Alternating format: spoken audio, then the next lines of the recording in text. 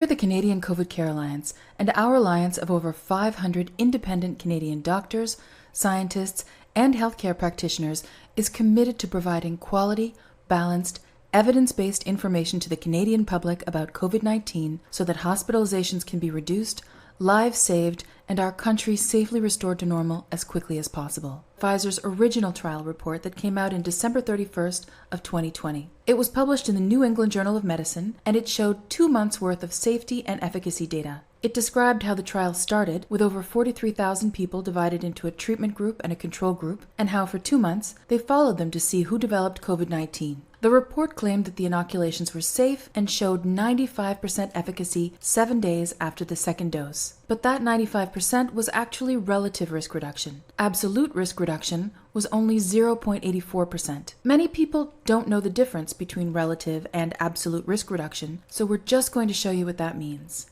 Pfizer reported that its vaccine shows a 95% efficacy. That sounds like it protects you 95% of the time, right? But that's not actually what that number means. That 95% refers to the relative risk reduction, but it doesn't tell you how much your overall risk is reduced by vaccination. For that, we need absolute risk reduction. In the Pfizer trial, 8 out of 18,198 people who were given the vaccine developed COVID-19. In the unvaccinated placebo group, 162 people got it, which means that even without the vaccine, the risk of contracting COVID-19 was extremely low at 0.88%, which the vaccine then reduced to 0.04%. So the net benefit, or the absolute risk reduction that you're being offered with a Pfizer vaccine is 0.84%. That 95% number, that refers to the relative difference between 0.88 and 0.04%. That's what they call 95% relative risk reduction.